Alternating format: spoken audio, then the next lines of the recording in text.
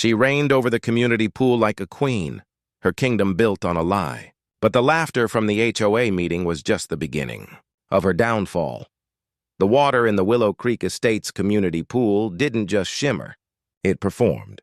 It was a liquid sapphire, meticulously filtered and chemically balanced to a perfection that Eleanor Vance considered her personal triumph.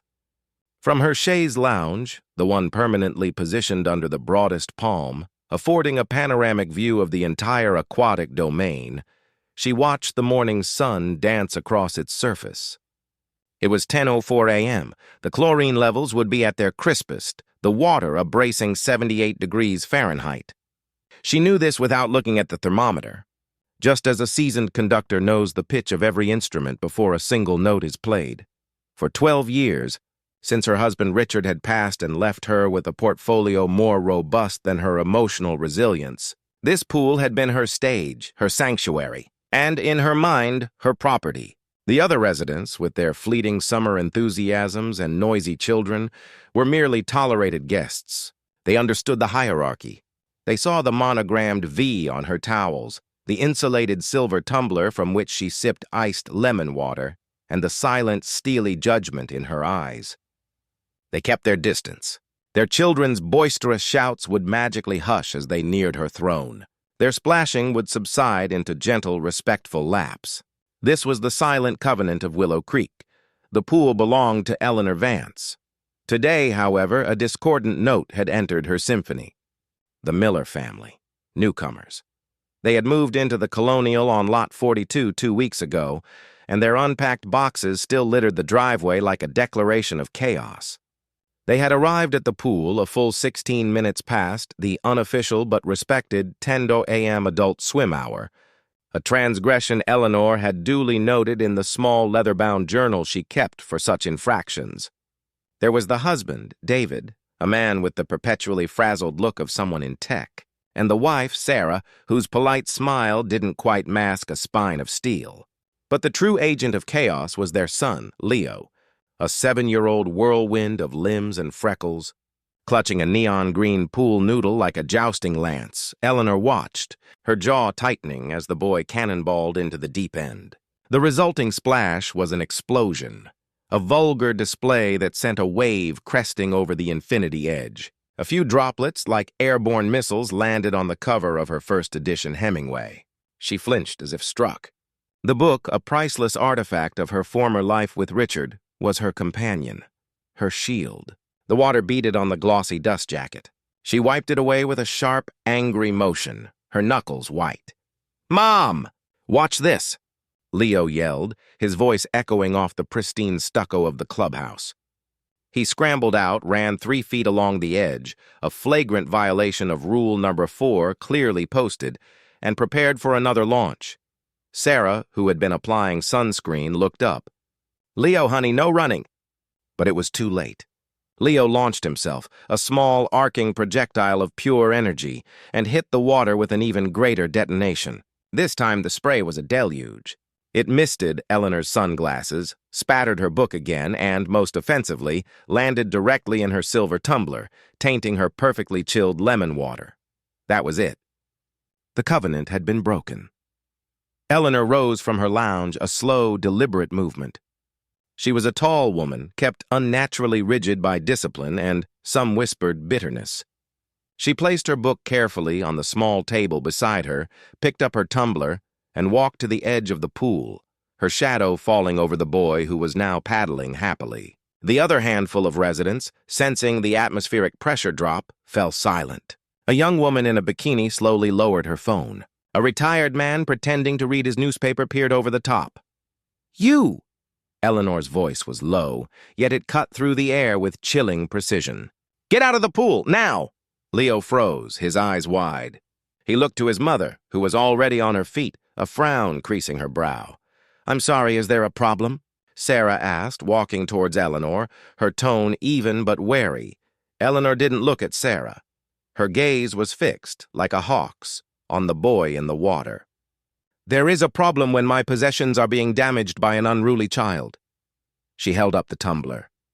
"This water is contaminated. The cover of my book is warped. And the flagrant disregard for the rules is, frankly, astounding. Sarah's expression shifted from concern to disbelief. I am so sorry about the splashing. He's just excited. Leo, say you're sorry.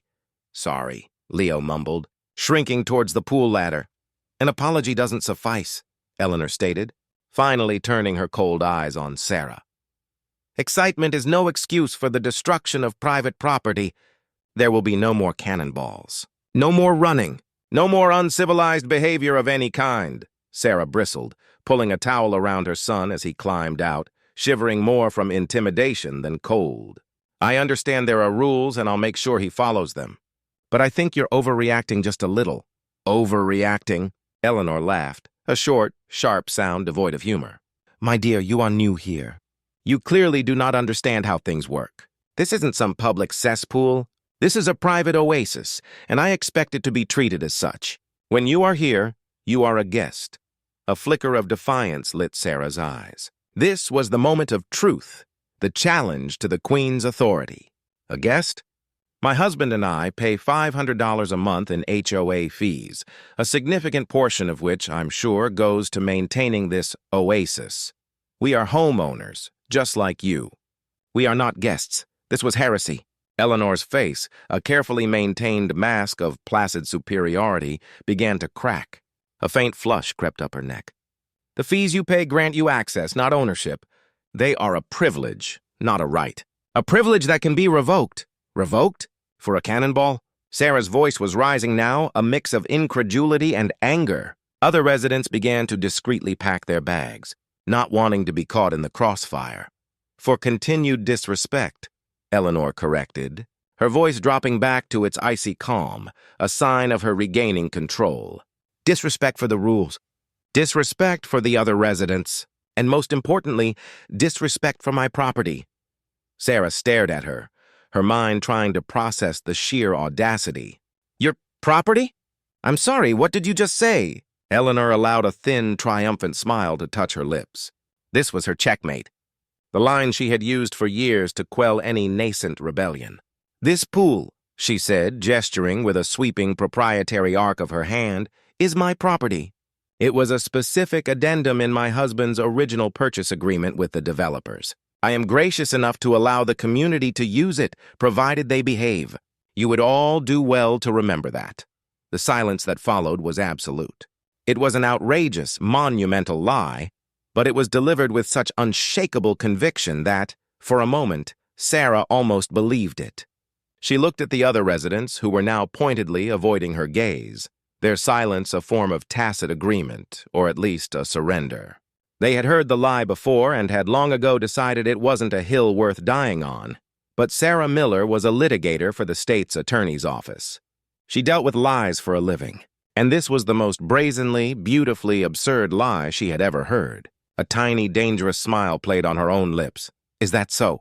Sarah said softly, her voice now devoid of any heat, replaced by something far more formidable, professional curiosity. An addendum, you say? That's fascinating. I'd love to see a copy of that deed. It must be quite the legal document. Eleanor's eyes narrowed. This was not the expected reaction of cowed submission. I am not required to show you anything. My word is sufficient. Oh, I'm sure it is for some, Sarah replied, wrapping the towel more securely around her son. She turned to leave, her posture radiating a calm that was more unnerving than any shouting match. But for a claim that bold, I'm afraid I'm going to need a little more than your word. She paused at the gate, looked back at the woman who stood like a statue of indignation, and added, You have a wonderful day, Mrs. Vance. As Sarah walked back to her house, her son's small, damp hand in hers, her mind was already racing. She wasn't just angry anymore. She was energized. She pulled out her phone, scrolling through her contacts until she found the number for the Willow Creek Estates Homeowners Association. She dialed. A tired-sounding man answered. HOA, this is Bill Henderson. Hello, Mr. Henderson, Sarah began, her voice calm and measured. My name is Sarah Miller. I just moved into 42 Briarwood Lane. I'm calling to get some clarification on the community bylaws regarding the pool. Specifically, I need to verify an ownership claim. There was a long, weary sigh on the other end of the line. Let me guess. Henderson said, his voice laced with a decade of accumulated frustration. "Does this claim involve a Mrs. Eleanor Vance?" "It does," Sarah confirmed. Another sigh, but this one sounded different. It was heavier, but also final. It was the sound of a man who had been waiting for a specific domino to fall. "Mrs. Miller," Henderson said, his voice suddenly sharp and clear, imbued with a newfound sense of purpose. "Thank you for bringing this to our attention officially. Mrs. Vance seems to have a very persistent misunderstanding about the community bylaws. You have no idea how long we've been waiting for a formal complaint with a FI." Eleanor Vance did not retreat. She made strategic withdrawals. As she walked away from the pool, the gate clicking shut behind her with a sound of grim finality, she was not defeated. She was marshaling her forces. The Miller woman, Sarah, was an insurgency, a sudden, unexpected pocket of resistance in a territory that had long been pacified. It was an annoyance, but one that required a firm, decisive response to prevent it from spreading. In her immaculate, temperature-controlled home, surrounded by the silent, polished ghosts of her life with Richard, Eleanor began to draft her counteroffensive. Her first move was to document. Opening her leather journal to a fresh page, she inscribed the date with her fountain pen. July 14th, 10:16 a.m., new residents Lot, 42, Miller, arrived at the pool. Child, approx. 7-8 Wherefores, engaged in dangerous and prohibited activity, running, repeated cannonballing. Resulted in damage to personal property, first edition Hemingway beverage contamination. When confronted, the mother became hostile, verbally aggressive, and questioned established community protocols. She paused, tapping the pen against her lips. The narrative needed to be shaped correctly.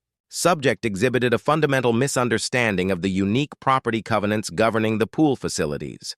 A formal complaint is warranted to protect the community's assets and safety. She felt a surge of righteousness. She was not the villain. She was the protector, the sole guardian of civility in a world rushing toward entropy. The Millers were not just rule breakers. They were a symptom of a larger disease. She would excise them. She would call Bill Henderson and demand their pool privileges be suspended immediately, pending a formal apology and a probationary period. Bill was a tedious, bureaucratic little man, but he knew which side his bread was buttered on. Richard had practically gotten him his seat on the board. He would fold, as always. Meanwhile, in the Miller house on Lot 42, Sarah was also documenting. Her laptop was open on the kitchen island, a half-unpacked box of glassware sitting forlornly beside it. She was not writing in a journal. She was composing an email to Bill Henderson, as he'd requested.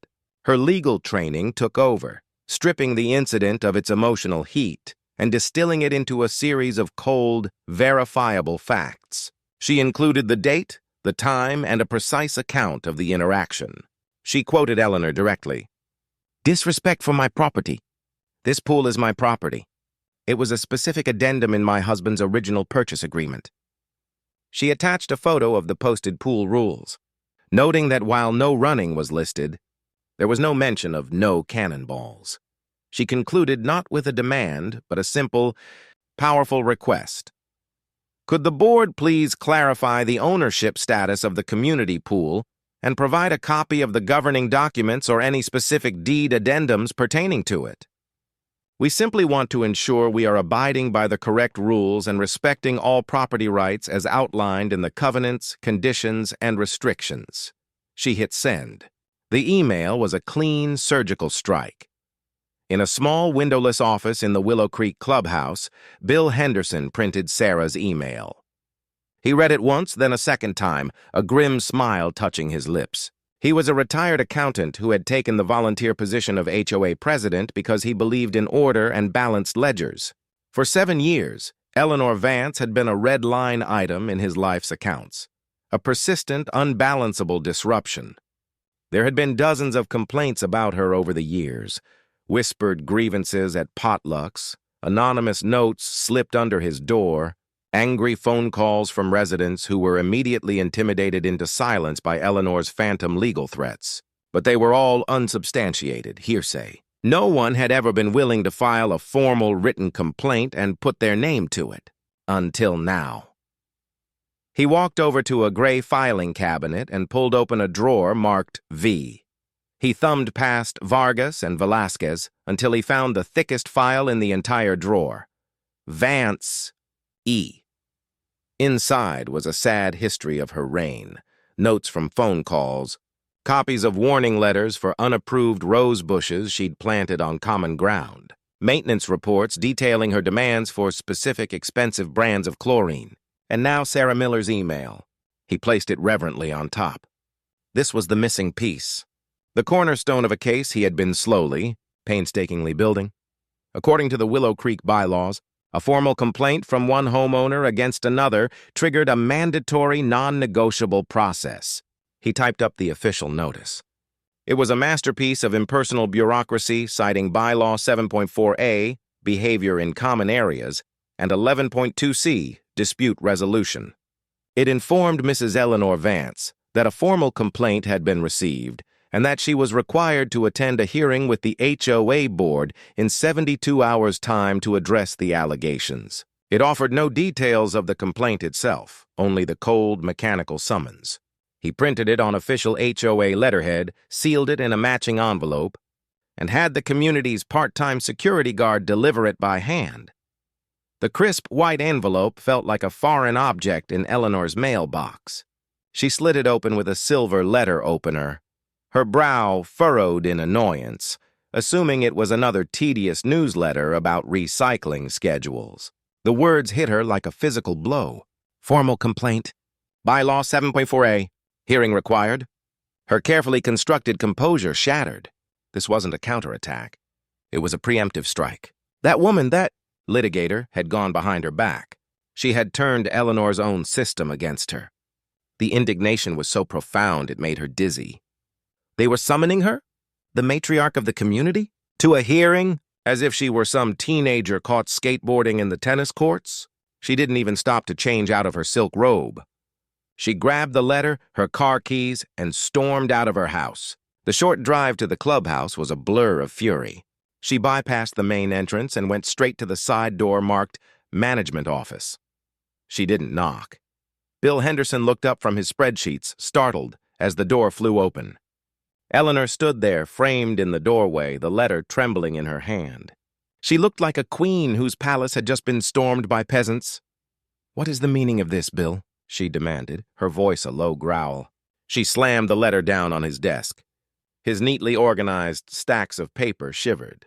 Bill leaned back in his chair, deliberately taking a slow, calming breath. He had rehearsed this moment in his mind 100 times. "Good morning, Eleanor. As the letter states, a formal complaint has been filed. The bylaws require us to hold a hearing." A complaint? From that vulgar woman in the new house? Over a splash of water? She scoffed, her voice dripping with contempt. "I was going to call you to report her." Her child was a menace. She was hostile and disrespectful. This is a farce. "You will cancel this hearing, and you will issue a formal reprimand to the Miller family." Bill looked at her, his expression unreadable. For the first time in their long and fraught acquaintance, there was no trace of deference in his eyes. "I can't do that, Eleanor." "The process has been initiated." "The process?" she hissed. "I am the process. Richard and I practically built this community. I have maintained the standards of this pool, of this entire neighborhood, single-handedly for 12 years. I have invested my time, my money." "The complaint isn't about your contributions, Eleanor," Bill interrupted, his voice quiet but firm. "It's about your conduct, and specifically about a claim you made." Eleanor's eyes narrowed. "I made no claim that wasn't true. I simply reminded that woman of the facts, of the covenant that governs that pool." "The covenant?" Bill asked, leaning forward slightly. "Why don't you explain it to me?" She felt a surge of confidence. He was finally seeing reason. "It's simple, Bill, and you know this perfectly well. As part of our founding investment, Richard had an addendum written into our deed, a controlling interest. The pool is, for all legal intents and purposes, my property. The HOA merely manages the upkeep on my behalf. My allowing the community to use it is a gesture of goodwill, one that is clearly no longer being appreciated." Bill stared at her for a long moment. The hum of the old computer on his desk was the only sound in the room. He seemed to be weighing her words, her entire 12-year fiction, on a scale. Then, he slowly swiveled his chair around to the gray filing cabinet behind him. He pulled open the drawer marked V, and with a deliberation that made Eleanor's stomach clench, he retrieved the thick file bearing her name. He laid it on the desk, flipping it open. He didn't look at the complaint letters or the angry notes. He went straight to a thick, stapled document at the very back, a copy of her property deed for Lot 12, filed with the county registrar 25 years ago. His finger traced down the page, past the legal descriptions and parcel numbers, until it stopped at the section titled Covenants and Use of Common Elements. "This is your deed, Eleanor," he said, his voice flat. He began to read aloud. "The owner of Lot 12 shall have, in common with the owners of all other lots, a non-exclusive right and easement of enjoyment in and to the common area, including but not limited to the clubhouse, tennis courts, and swimming pool," he continued, his voice a monotone drone, "such easement being appurtenant to and passing with the title to every lot, subject to the rules and regulations as established by the Willow Creek Estates Homeowners Association Board of Directors." He stopped reading and looked at her.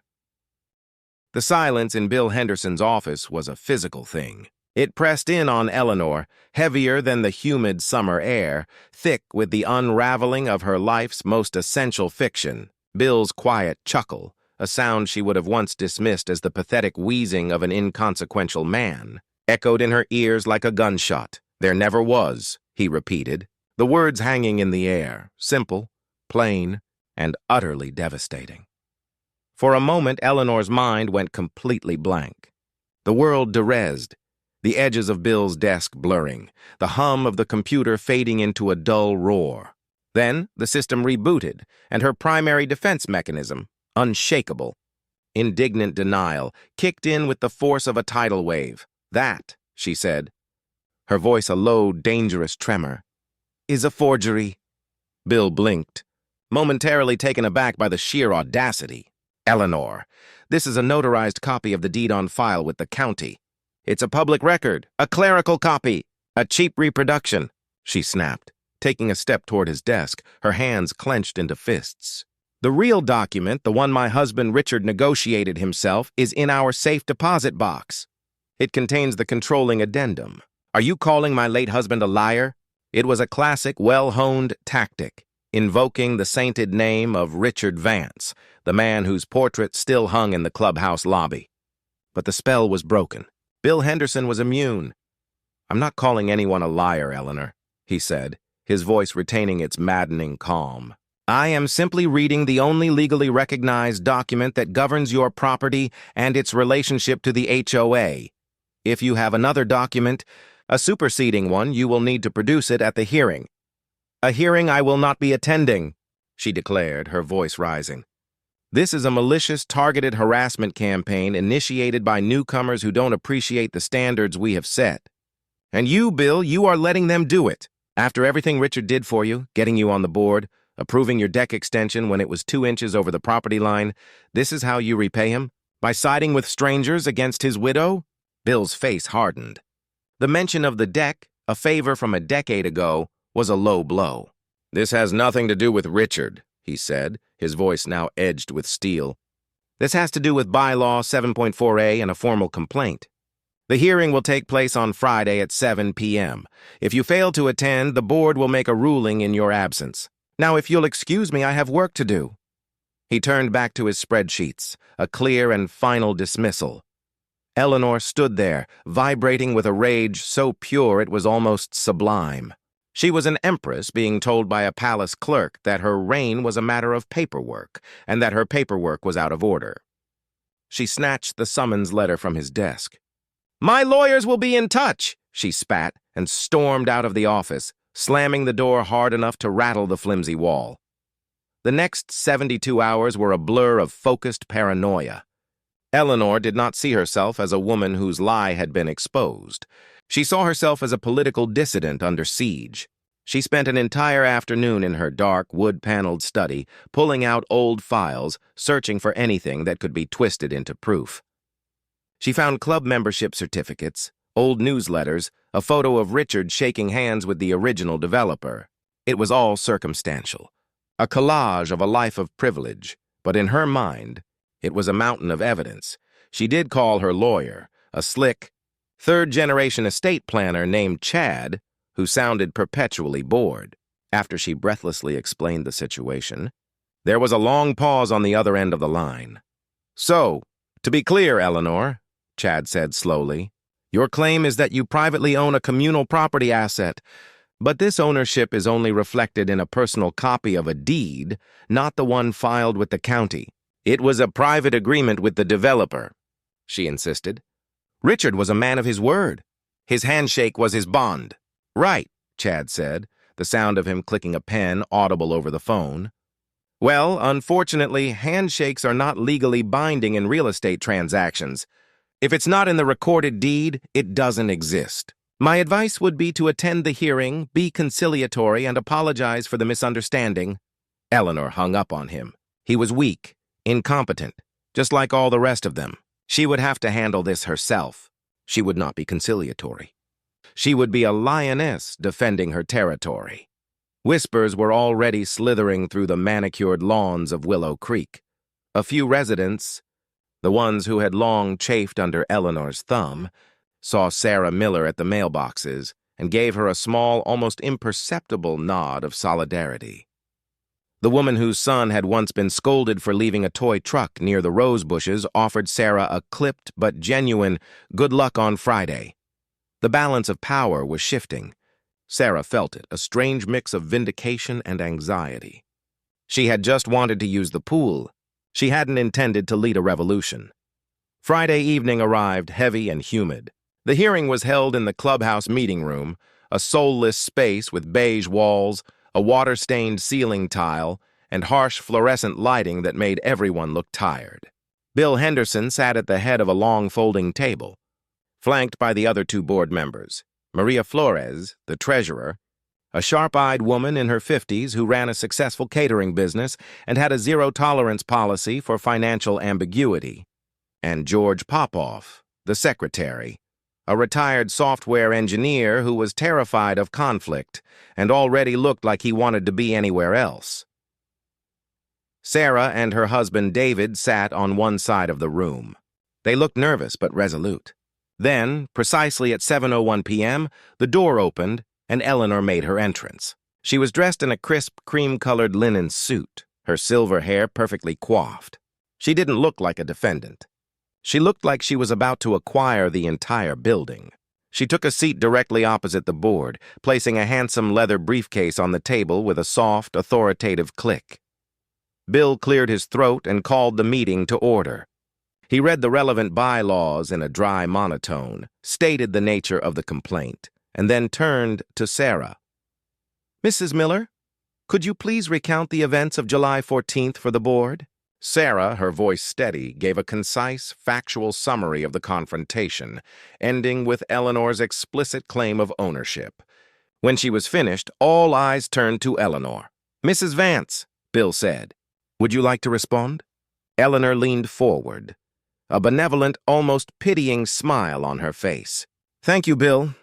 What the board has just heard is a classic example of a misunderstanding, amplified by a certain lack of respect for this community's history. For 12 years, I have served as the unofficial steward of that pool. I have personally ensured its standards, its cleanliness, its safety. This role was a continuation of the one my dear husband, Richard, established with the developers at the very inception of Willow Creek." She paused, letting the weight of her husband's name settle in the room. "His agreement, a gentleman's agreement, was that in exchange for our significant founding investment, our family would retain a controlling interest in the pool's governance. It was, for all intents and purposes, our pool which we graciously shared. This is a fact." Maria Flores, the treasurer, spoke for the first time. "Is it a fact that is reflected in any legal documentation, Mrs. Vance?" "The original documents, of course," Eleanor said smoothly. "The copies that a clerk like Bill keeps in his little gray cabinet are obviously incomplete." "Then you've brought the original document with you tonight?" Maria pressed, her eyes glinting under the fluorescent lights. A flicker of irritation crossed Eleanor's face. It is in a secure location naturally. But my word, the word of advance, has always been sufficient in this community. She directed her gaze at George, the weak link. George, you remember Richard? You know the kind of man he was. Would he lie? George squirmed. Well, no, of course not, Eleanor, but the bylaws. The county records are quite clear. Eleanor saw her advantage slipping. It was time for the final overwhelming assault. She stood up, her voice rising with theatrical passion. This is what it has come to? My family's legacy being picked apart by bureaucrats and newcomers over a child splashing in the water? You should be thanking me for the years of unpaid service I have given to this community. You should be grateful. That pool would be a swamp without my constant vigilance. It is mine. It has always been mine. She screamed the last word, her voice cracking, echoing in the small, silent room. The raw, desperate sound of it, the sheer, unhinged entitlement, hung in the air. And then it happened. It started with George. His face, which had been a mask of pained anxiety, suddenly crumpled. A sound escaped him, a choked snort, half gasp, half laugh. He clapped a hand over his mouth, his eyes wide with horror at his own betrayal. Then Maria, who had been watching Eleanor with a look of cold astonishment, let out a single sharp bark of laughter. It was a sound of pure, unadulterated disbelief. She shook her head, a smirk spreading across her face. Even Bill, who had tried so hard to maintain decorum, couldn't help it. He looked down at the table, at the deed, at the complaint, at the 25 years of fiction culminating in this unhinged shriek. And a weary, defeated smile broke across his face. It wasn't a roar of mockery. It was something far more devastating. It was the quiet, spontaneous, and utterly dismissive laughter of people who were no longer intimidated. In that moment, Eleanor Vance wasn't a... The word adjourned was a door slamming shut in a vacuum. It made no sound, but the pressure change was immense. For a full 30 seconds after the Millers and the board members had gathered their papers and filed out of the room, Eleanor Vance remained seated, her hands resting flat on the cool surface of the table. The harsh fluorescent lights hummed above, illuminating her perfectly tailored suit and the rigid, statuesque shock that had overtaken her features. Suspended, fined, censured. The words were alien, nonsensical, like a language from a barbaric foreign land. They were not words that applied to Vance. She felt a strange detachment, as if she were watching a particularly distasteful scene in a play. But the hot flush of humiliation creeping up her neck, the metallic taste of fury in her mouth, that was real. The laughter, that had been the most violent act. It had been an assassination, a public execution of her status, her history, her very identity. Slowly, deliberately, she stood up. She packed her leather briefcase, the clicks of the latches echoing in the empty room. Her movements were precise, controlled, but inside, a cold, crystalline rage was forming. They thought this was over. They thought they had won.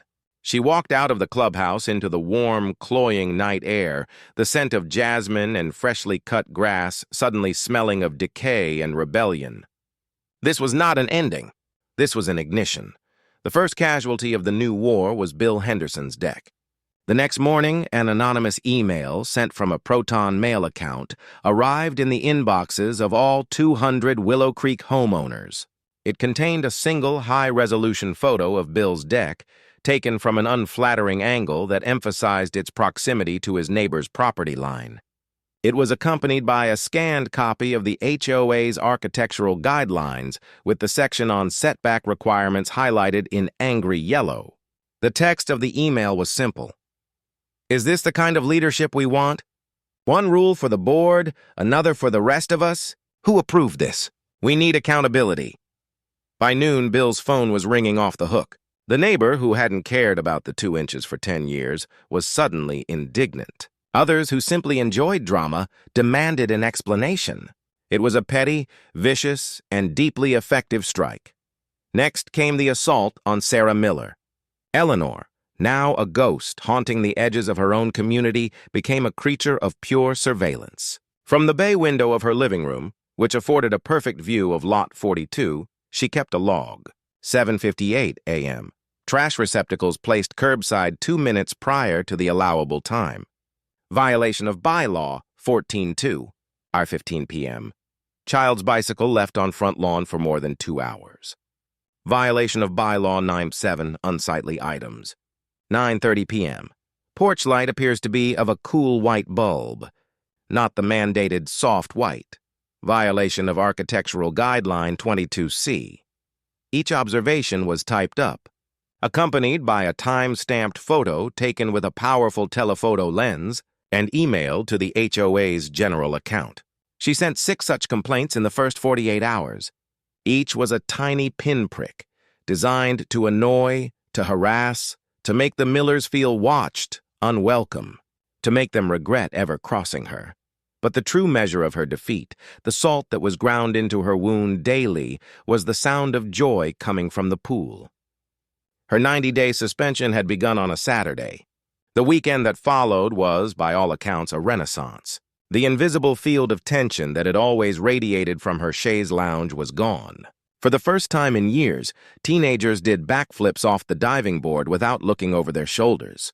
Toddlers shrieked with delight in the shallow end. Music, not the classical station Eleanor insisted upon, but a playlist of pop hits, played softly from a portable speaker. Sarah and David took Leo to the pool that Saturday afternoon. As she floated on her back in the sapphire water, the sun warm on her face, Sarah felt a profound sense of relief. The water was the same, the palm trees were the same, but the entire atmosphere had been transformed. It felt free. Several people came up to her, not to gossip, but to quietly thank her. "We've been wanting to do that for years," a man admitted as he adjusted his goggles. It was a small, quiet victory, but it felt monumental. Eleanor heard it all from her patio, which was separated from the pool area by a thick hedge of ficus. The laughter, the splashing, the cheerful pop music, it was the soundtrack of her exile, a constant, torturous reminder of what she had lost. She couldn't see them, but she could picture it perfectly. Strangers in her chaise lounge, children running amok, the pristine order she had so carefully curated now dissolving into chaos. Her property had been seized by the barbarians. For a week, she stewed in a toxic brew of impotence and rage. The fines, the letters, the whispers, they were nothing compared to the agony of listening to others enjoy her sanctuary. Her home, once a fortress of solitude, now felt like a prison cell bordering a carnival. By the following Friday, she had reached her breaking point. Conciliation was for the weak.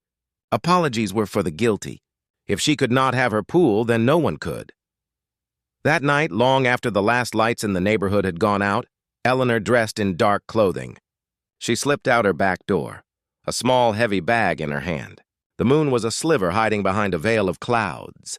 She moved silently along the back of the ficus hedge until she reached the small, discreet maintenance gate to the pool area. Richard had insisted they keep a key when the community was first built, for emergencies. It was an old, heavy brass key, and it turned the lock with a well-oiled click. She slipped inside. The pool was serene under the faint moonlight, the water a sheet of black glass. The air was still, the cheerful sounds of the day replaced by the gentle hum of the filter pump.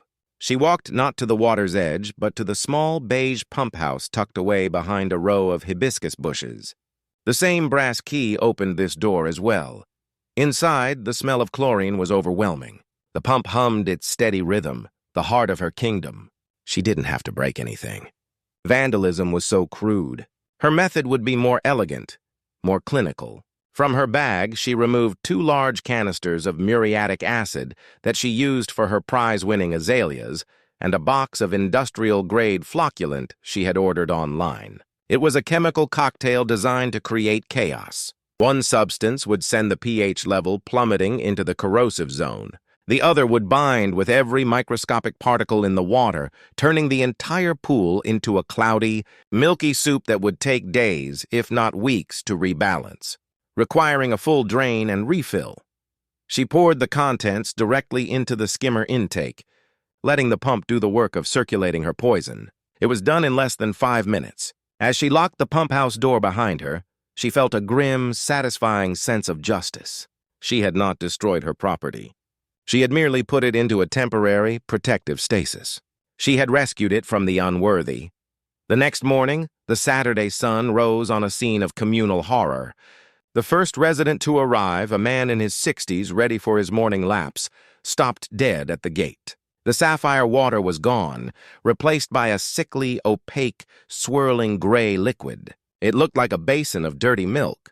By 8:30 a.m., a small crowd had gathered, their voices a low murmur of disbelief and anger.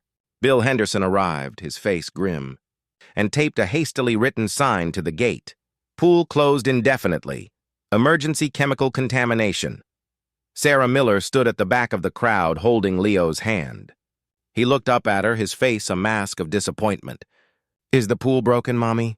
Sarah looked from the ruined water to the sign, and then, as if pulled by an invisible string, her gaze drifted over the ficus hedge toward the grand, silent house that backed onto the pool. She couldn't see anything, but she could feel it. A cold, chilling certainty settled in her stomach. This wasn't an accident. This was a message. And from her upstairs bedroom window, partially hidden behind a lace curtain, Eleanor Vance watched the chaos unfold. She saw the confused faces, the angry gestures, the disappointed children. She saw her kingdom inert and unusable, but finally, blessedly, silent. She took a slow, deliberate sip from her porcelain teacup. A small, victorious smile touched her lips. Eleanor's victory was a fragile, exquisite thing, best observed from a distance. Through her lace curtains, the chaos at the pool gate was a beautiful, silent movie of civic distress. She watched Bill Henderson's shoulders slump in defeat, saw the angry, gesticulating hands of her neighbors, and felt a profound, almost serene sense of order being restored. She had cauterized a wound. The pool was sick, but she had administered the harsh medicine required to cure it. Now it could rest. It could heal. Her public performance began an hour later. Dressed in a tasteful cashmere cardigan despite the July heat, she walked with an air of grave concern toward the yellow caution tape that now cordoned off the pool entrance. She joined a small group of residents who were speaking in hushed, outraged tones. "It's a disgrace," a man named Frank grumbled. "My grandkids were supposed to come over today."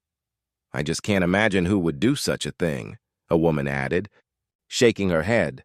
Eleanor inserted herself into the conversation with the timing of a seasoned actress.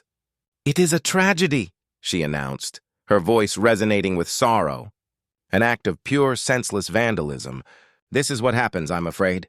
When you allow standards to slip even a little, you invite this kind of element into our community." She looked pointedly in the direction of the Miller's house. A subtle but unmistakable implication. Bill Henderson, who was just ending a frantic call, overheard her. He walked over, his face pale and strained. "Hello, Eleanor."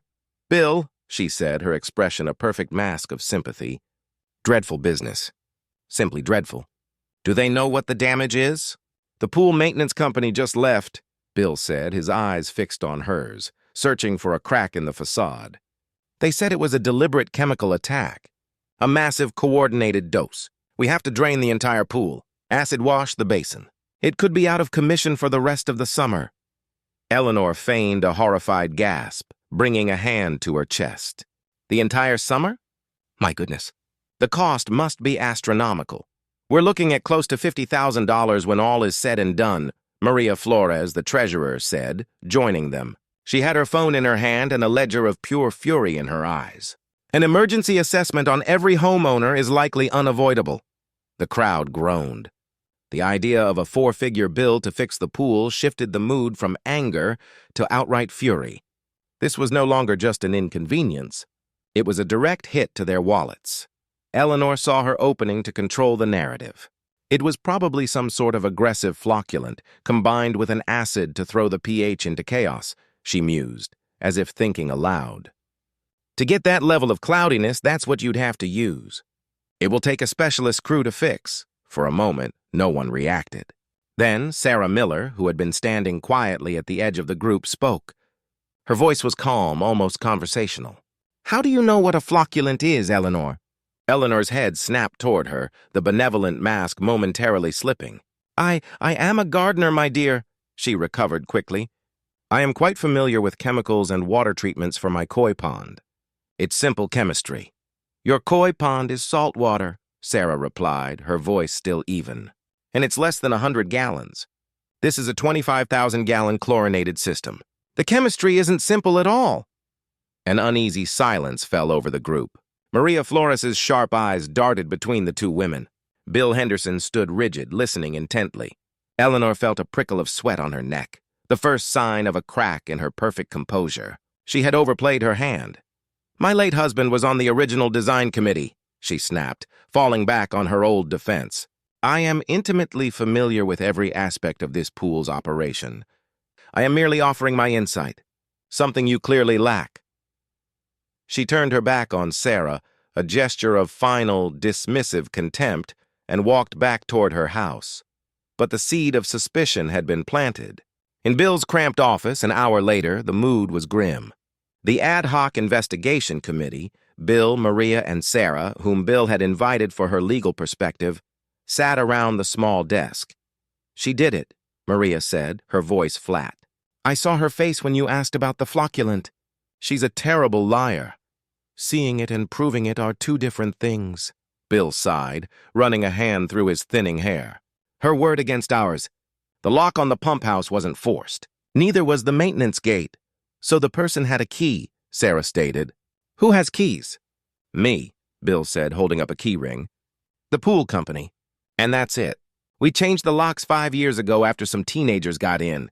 Everyone else uses a key card for the main gate. Except maybe someone who kept a key from before the locks were changed, Sarah posited. Someone who felt an ownership over the facilities? The implication hung in the air. Richard Vance, the key Eleanor had used. It's still circumstantial, Bill lamented. Motive, means, opportunity, but no hard proof. We accuse her. She hires a fancy lawyer and sues us and the entire HOA for defamation. We can't risk it. What about the security cameras? Sarah asked. Bill shook his head. The one at the main pool entrance has been on the fritz for a week. We were scheduled to get it fixed on Monday. The timing is convenient for our suspect. Sarah frowned, thinking. Is that the only camera? What about the clubhouse? The parking lot? There's one covering the main clubhouse entrance and the front parking lot, yes, Bill said, pulling the feed up on his monitor. But the maintenance gate is at the back of the property. It wouldn't see anything. Let's look anyway, Sarah insisted. Pull up the footage from last night. Say, between midnight and 3 a.m. For 20 minutes, they watched the grainy black and white footage in fast forward. A car left the parking lot at 12:15. A raccoon scurried across the path at 1:30. At 2:45, the irrigation sprinklers on the main lawn switched on. It was a bust. Nothing, Bill said, ready to give up.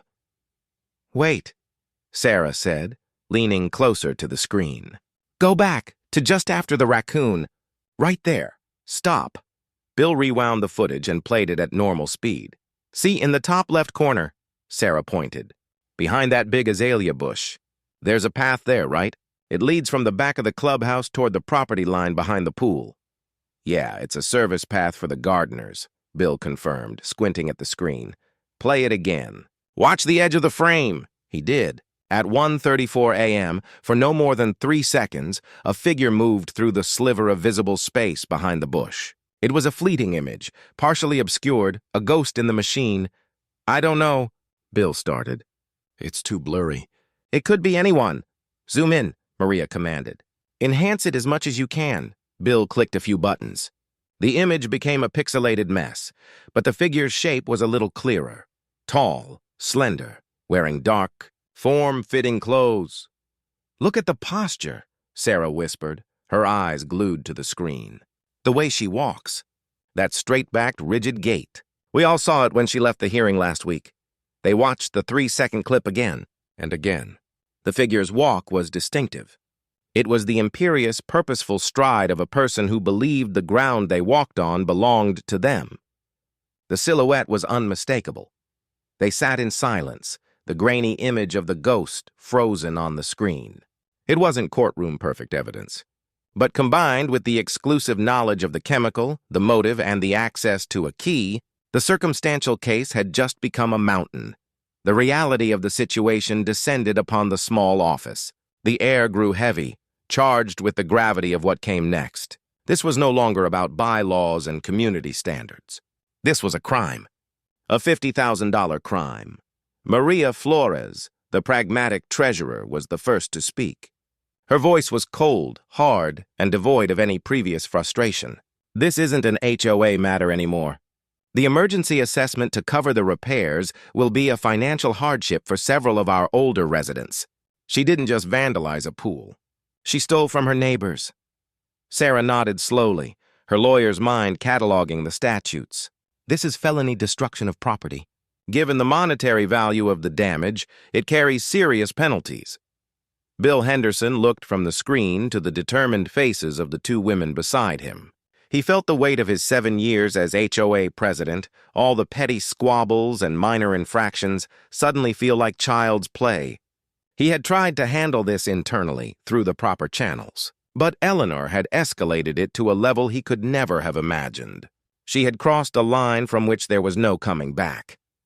He picked up his office phone, his movement slow and deliberate. His hand was surprisingly steady.